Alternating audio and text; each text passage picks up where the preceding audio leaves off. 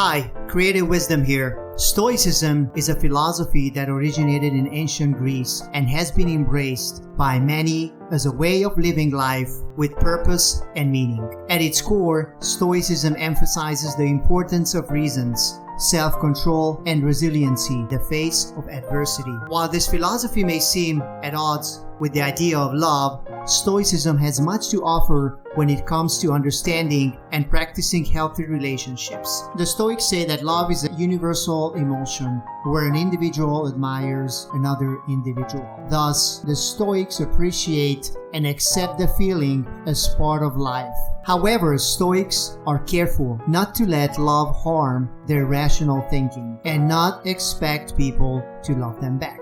So what do the Stoics think about love?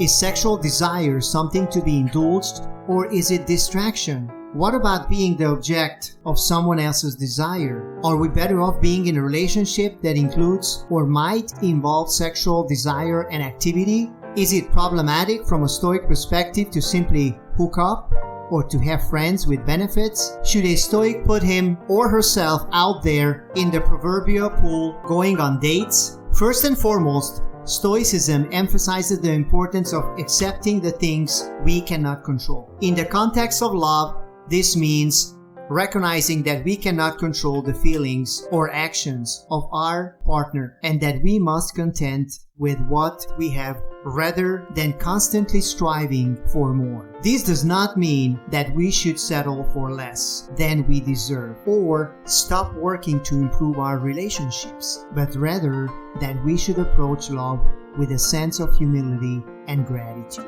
Marcus Aurelius is teaching us to accept the things which fate binds you and love the people with whom fate brings you together, but do so with all your heart.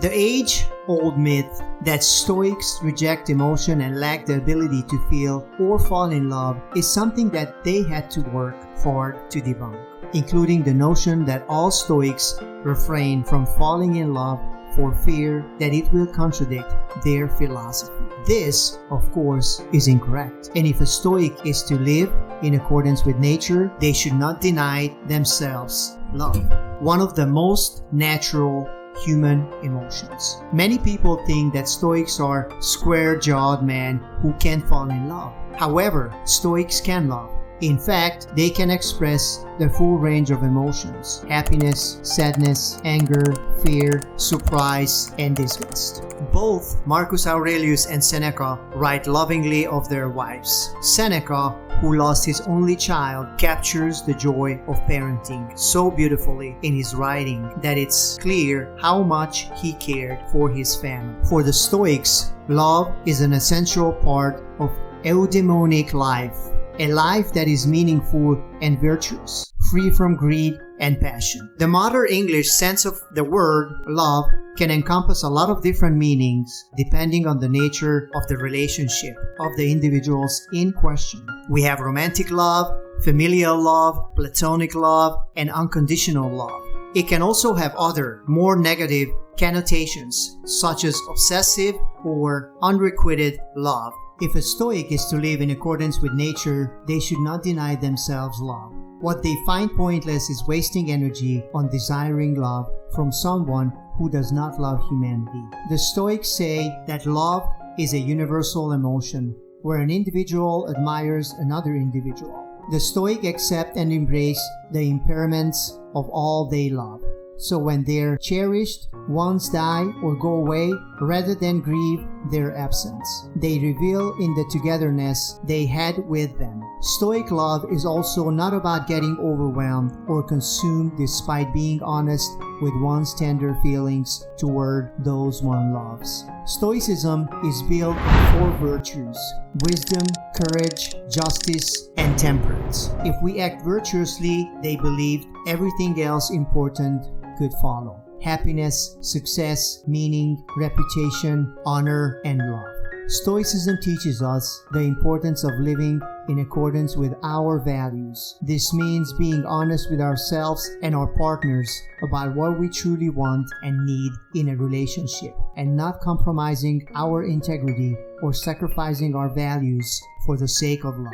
By living in alignment with our values, we can build relationships that are based on mutual respect and understanding rather than on manipulation or deceit.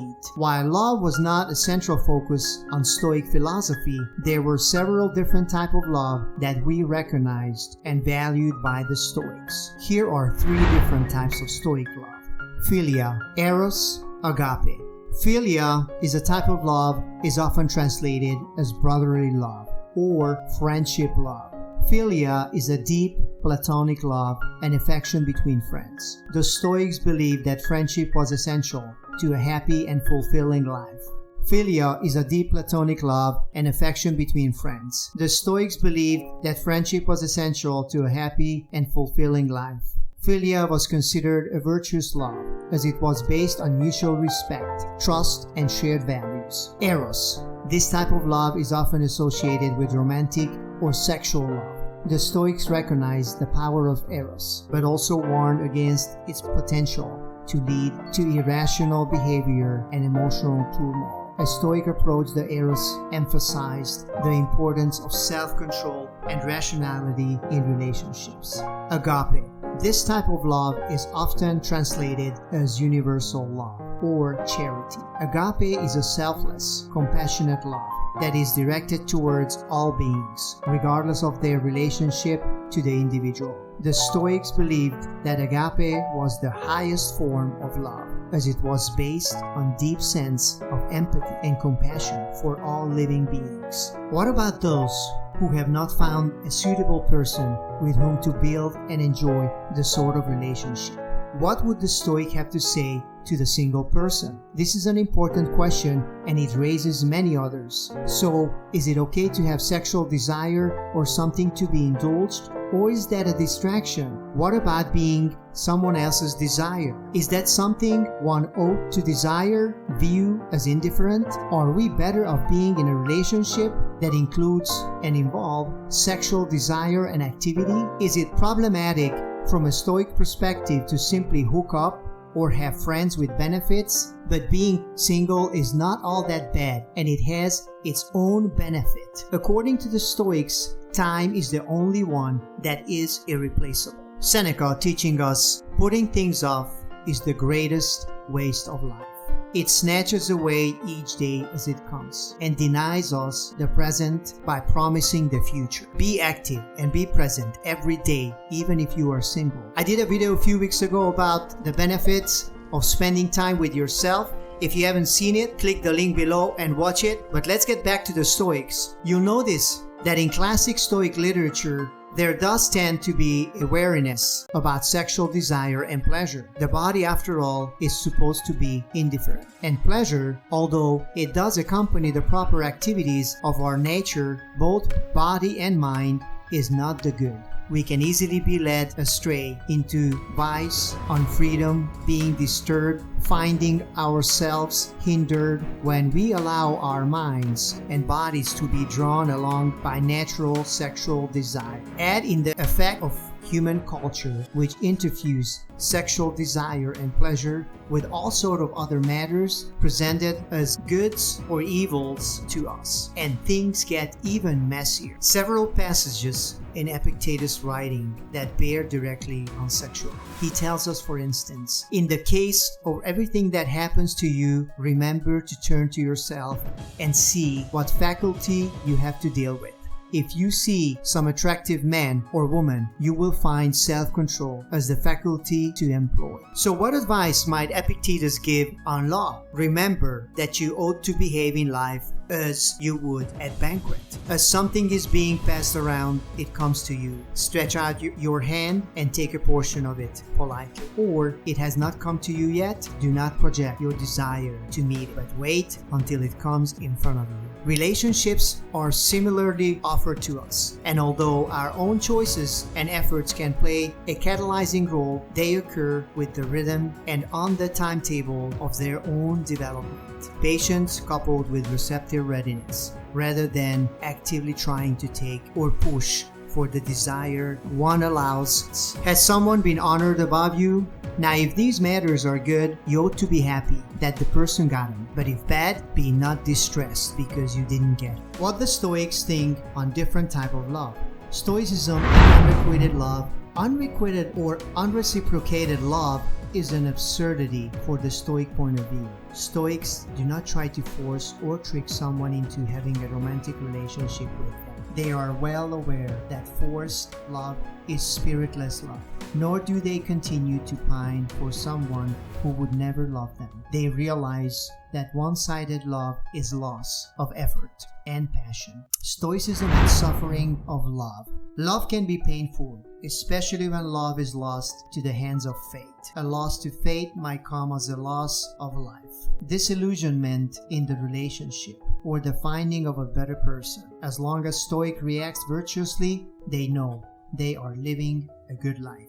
They never feel the need to work that are beyond their control. Stoicism and physical love. The pleasure of physical intimacy is considered the preferred cardinal Stoic virtue of moderation. Stoicism and lust of love. The truth is, there is no guarantee that any love will last a lifetime, a fact that Stoics know well and accept fully. Stoicism teaches us about the importance of everything. As negative as it sounds, there are two outcomes of any romantic relationship: a breakup or a death. Stoics fully accept that they can lose their loved ones any day. Therefore, most Stoics use the practice of Momento Mori to help prepare themselves for the loss of their spouse or loved ones. Along this same notion, Epictetus encouraged the practice of premeditatio malorum, which is the premeditation of evils, is a Stoic exercise of imagining things that could go wrong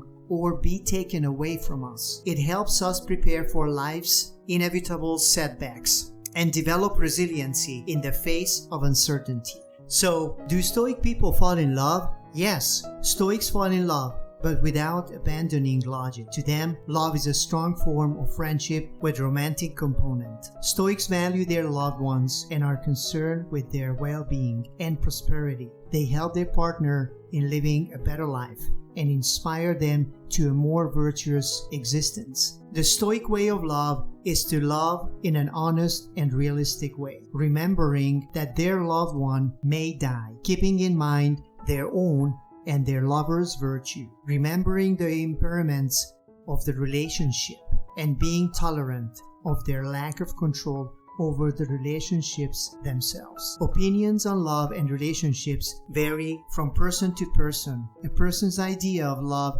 differs depending on their own personal experiences, their ethics, faith. Individuals can seem jaded or a hopeless romantic in their approach to relationships, and others may seem incredibly liberal or ultra-conservative in their definition of what a relationship should look like. This is why even with Stoicism, there are a lot of different views, especially in the divide between Athenian Stoicism and the Roman Revival, as there was in general a more conservative shift in sexual exploration and marriage unions. The Stoics, however, do agree on the avoidance of the wrong kind of love. A Stoic must not become too impassioned by lust, nor to indulge themselves in unrequited feelings or toxic relationships. It is important to remember that Stoicism teaches it's better to be alone than in the wrong kind of relationship. It is important to value yourself as much as you value your partner by not allowing yourself to succumb to initial passions, or with Stoicism in our minds, we can live a life or loving what is around us and not lose ourselves. Then our lives can become more balanced and beautiful as we learn to love and live in new ways. The object of your love is mortal. It is not one of your possessions. It has been given to you for the present, not inseparably nor forever. Epictetus. Hope you enjoyed. If you did, you got some value out of it, please hit that subscribe button, hit that like button, and I will see you on the next video. Thank you.